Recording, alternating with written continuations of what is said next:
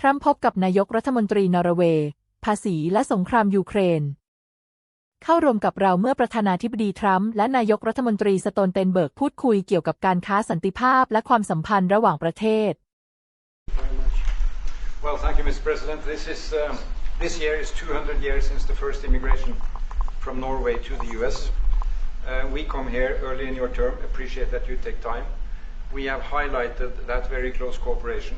We are allies. We look after security in the north, in the Arctic. A lot of confidence between our services.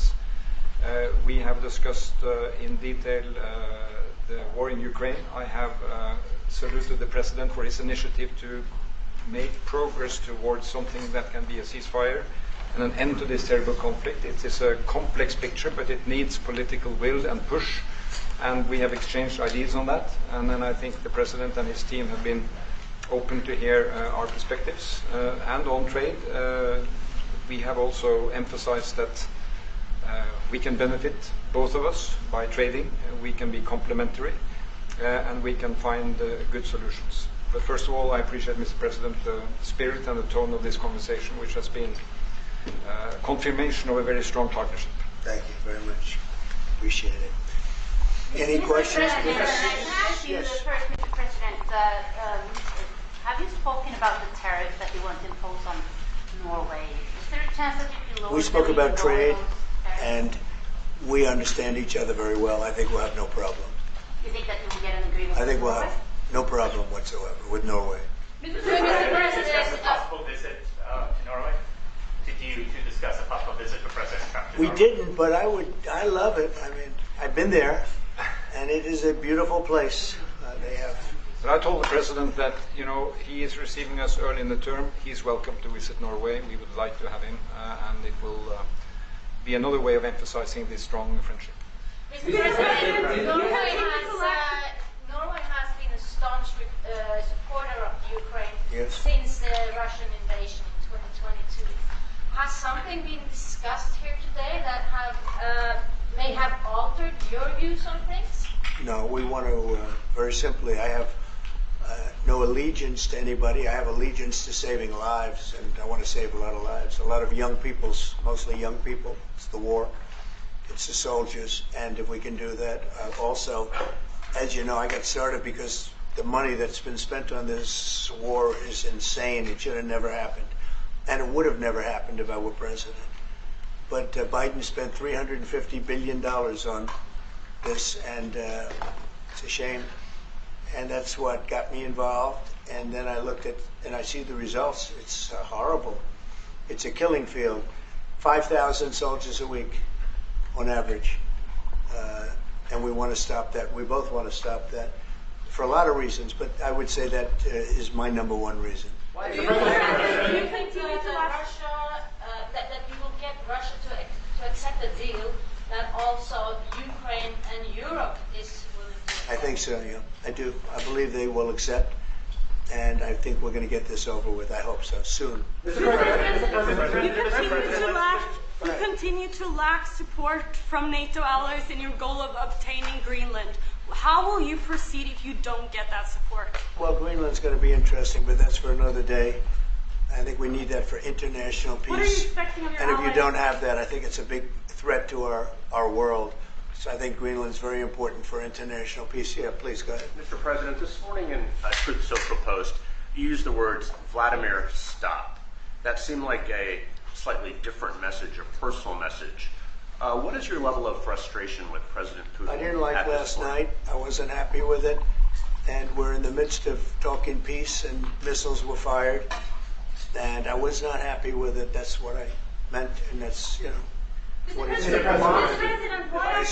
assume that's what you mean. Sorry. Yeah, if the bombs keep falling, will you consider additional sanctions toward Russia, or what will you do if President Putin does not respond? I'd rather answer that question in a week. I want to see if we can have a deal. No reason to answer it now, but I won't be happy. Let me put it that way. Things will happen. Mr. President, why are you not putting more pressure on Russia? I know a lot of Europeans. Putting a lot of pressure. You don't know what pressure I'm putting on Russia. They're dealing. You have no idea what pressure I'm putting on Russia. We're putting a lot of pressure. Can you maybe tell us that? We're putting a lot of pressure on Russia, And Russia knows that, and some people that are close to it know, or he wouldn't be talking right now.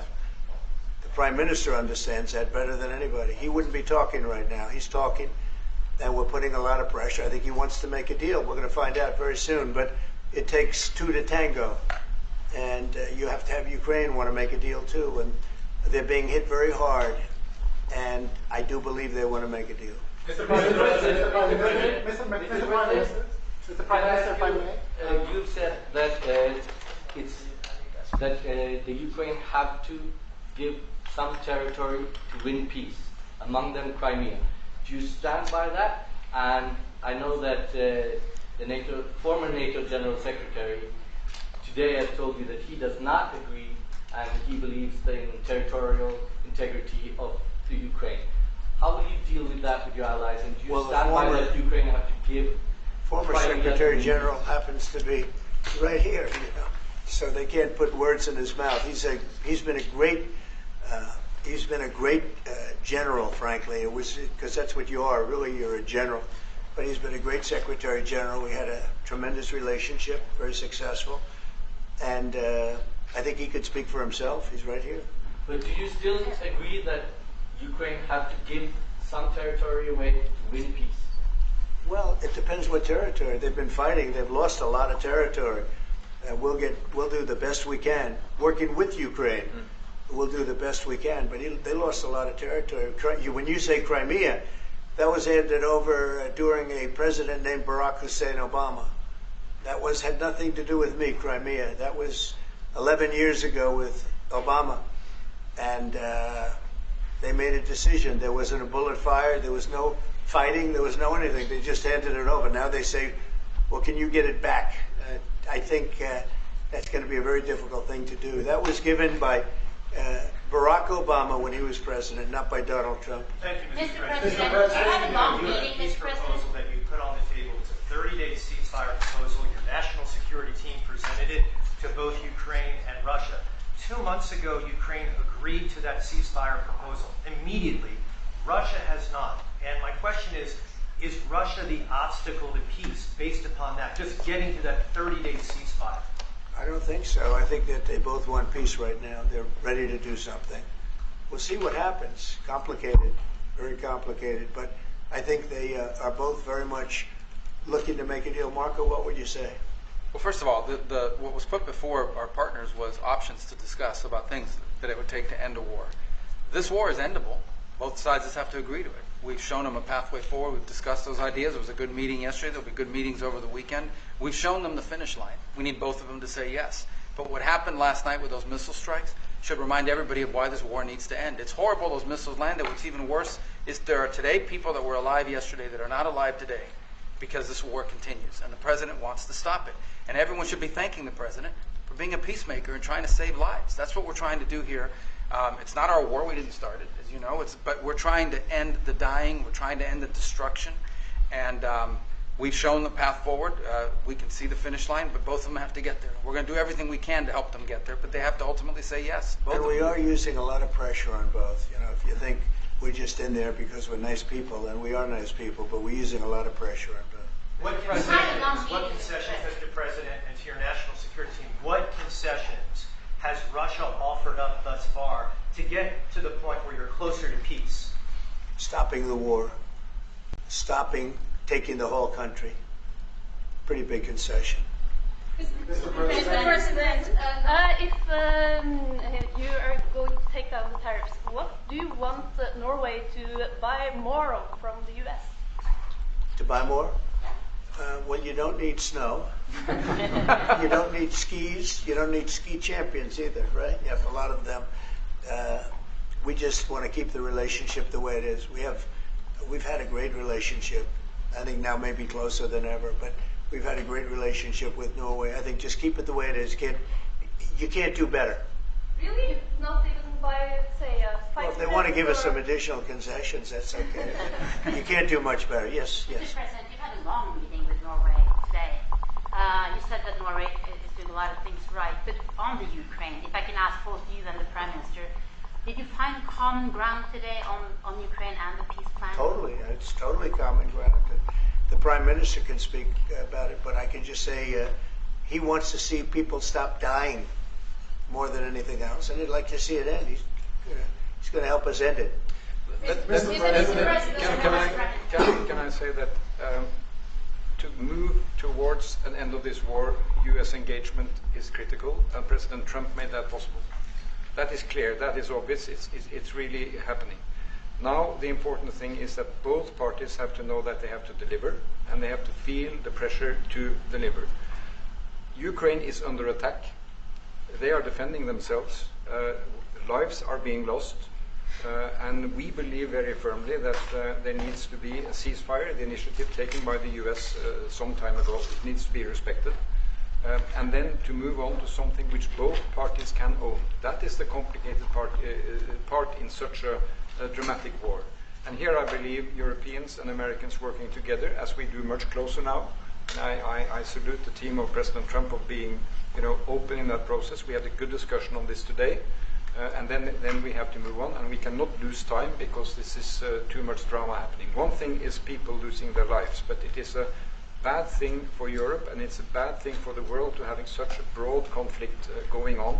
It can have ramifications far beyond Ukraine. Mr. President, a follow-up question on China. Mr. President, I forgot my question. I wanted to ask about sorry. That happens. It happens sometimes, yeah. No, Mr. President, I wanted to ask about the. Well, actually, Zelensky has said that he wants more Patriot missiles. So far, has been no response from the United States. If you and the United States decides to pull out of negotiating for peace, trying to broker peace, does that also mean a no on Patriot missiles, a no on sharing intelligence with Ukraine? Let's see what happens. I think we're going to make a deal. And if we make a deal, that'll be wonderful. We won't have to worry about your question. You can ask that question in 2 weeks, and we'll see. But I think we're getting very close. The Prime Minister feels the same way, and we'll hopefully not have to answer that question. Mr. President, Norway is the third country to be officially invited to the White House after Liberation Day. Why did you invite Norway so soon to the White House? Because I like them. And I like your Prime Minister, and I like the way your government runs. And I respect the King. He's highly respected in Norway. It's a great thing, not an easy thing to do. He's done a great job. Yeah. Would you like an invitation to visit the King? Absolutely. You get me that invitation. I just told the President he's welcome to visit. President Trump, yeah, please. You said before that you like the Norwegian Petroleum Fund, and I'm wondering if that has been up for discussion today, the way that we have structured our money and whether. Well, this fund was created in the late 1990s to save for future generations the income from our oil and gas. Norwegians should continue to work as hard, dedicated, innovate, and move forward, despite having these incomes, which we happen to be in the period of our history where we can harvest, and we have transferred that into investments, half of them, by the way, here in the United States. Mm-hmm. So I think this is a model which we have been able to explore. If we can share experiences, and we do with our colleagues in the US, you never copy this one-to-one, but there can be techniques and way of working that we have used in organizing our fund. Jens Stoltenberg was the finance minister when the first dollar entered that fund, so he is a safe hand to have as a finance minister today. What do you say? No, and as you said, Mr. Prime Minister, we are ready to sit down with the US to also work with them on if they want to establish a sovereign wealth fund, because we have a good experience with our fund. And I think that one example of how we work together with the United States is that half of the fund, close to $1 trillion US, are invested in the United States, mainly in equity, but also some in fixed income, including government bonds. So this is an expression of trust in the United States, expressed by the strong investment of the sovereign wealth fund. Then just briefly on Ukraine, since it was mentioned, we had a very good and extensive discussion about Ukraine, the path forward to peace. And as the Prime Minister said, we commend the US for pushing forward to try to find a negotiated solution. At the same time, we need to continue to support Ukraine, and therefore I'm proud that Norway has actually tripled the military support to Ukraine, and this year we will allocate close to $8 billion to Ukraine. That will strengthen them and also their hand on the negotiating table. I may add to that, if there's a peace, and there will be a peace, we have a common responsibility in securing democratic Ukraine for the future. And the best security guarantee they can have is the ability to defend themselves. And we are investing in that. Mr. Prime Minister, if I may, as it relates to tariffs, Mr. President, when you unveiled your reciprocal tariffs on April the 2nd, the tariff rate for Norway was 15%. Based upon your conversations that you've had today with the Prime Minister, do you see that tariff rate coming down from what you proposed just a few weeks ago? Well, they have a great fund of $2 trillion. It's a big fund. And they don't have any debt. So I think they'd probably be willing to pay us more than that, I hope. Are the tariffs in agreement of which countries? Mr. President, Yes. in 2018, your former Secretary of State Mike Pompeo called for an end to Russian occupation of Crimea. Why has this administration changed its stance on territorial concessions? Well, the war started. It would have never started if I were president. This is a war that is horrible. All wars are horrible. This one is in particular bad. And I don't know that you can ever say there's going to be a winner to this because so many lives have been lost. Not only soldiers, a lot of lives have been lost. I think that we want to do one very simple thing. It would have never happened if I were president. Zero chance it was going to. And it didn't. People say, how do you know that? Number one, it didn't happen. We never even discussed it. I would talk to Putin about it. It was the apple of his eye. Ukraine was the apple of Putin's eye, but there was never even a thought that he'd go in. And I think he understood that I would not be happy if he did. And it was only when I got out, and when you mention what happened to Ukraine years ago under President Obama and a vice president that was also president later, unfortunately for this country, what happened is large chunks of land were given up, and it was called Crimea, and that was a big thing. That was a big moment. But this isn't my war. This is Biden's war. This is a war that Biden was president when this war happened. But I'm trying to put out the fire, and I think we'll be successful. And if we do, we're going to save a lot of lives. Otherwise, and the Prime Minister had a statement. He said, this is just a point in time. We're very lucky because this is a point. And if this doesn't happen, this could go on for a long time. Mr. President, will you have meetings with other world leaders when you're in Rome, sir? Future Democrat president? I don't think he will. I think he wants to make peace. I think he wants to end it. And I feel pretty confident of that. But we're gonna know pretty soon. Mr. President, will you have meetings with other world leaders when you're in Rome? Yes, I will. Which leaders do you want to meet, sir? Well, I'd like to meet them all. That would be nice. I'd like to take care of all of them. But we have many of them there, and they all want to meet. They want to meet about trade. And we are making some great inroads and great deals. You might want to speak about that, Mr. Secretary. We had a very successful bilateral meeting with the Republic of South Korea today. We may be moving faster than I thought, and we will be talking technical terms as early as next week as we reach an agreement on understanding as soon as next week. So South Koreans came early. They came with their A game, and we will see if they follow through on that. President, are you rounding up your Do you think you deserve the Nobel Peace Prize if you manage to create? Do I deserve the Nobel Peace? If you manage to create peace? Well, maybe for the Abraham Accords. I don't want to get ahead of myself on this one, but they say for the Abraham Accords. And by the way, speaking of that, we're going to be filling it up. A lot of countries want to come into the Abraham Accords. We have 4, and Biden did nothing on that one too. It's the same 4. But they're great countries, and they were brave doing it, and it's worked out very well. And we're going to be filling up the Abraham Accords. They're going to be, I think, filling it up very rapidly. Marco, could you say something about that? There's great, enormous opportunity to grow the Abraham Accords. But I would just point to one thing. Of all the leaders in the world today, no leader is working harder to prevent wars or end them than President Trump is right now. That's why we're talking to Iran. That's why we're engaged with Ukraine and Russia. It's the desire to prevent these wars from breaking out and to end the ones that exist already. And again, I just think it's tremendous for our country to be led by a president who desires to bring peace and establish peace and protect peace. So it's hard work.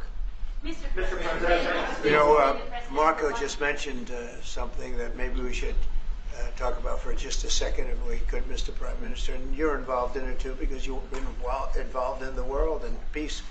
But I think we're doing very well with respect to Iran, and we're having very serious meetings. And there are only two options, and the one option is not a good option. It's not a good option at all. And I think we're doing very well on an agreement with Iran, but that one, we're doing a lot of things, I will say, but that one is well on its way. We could have a very, very good decision, and a lot of lives will be saved.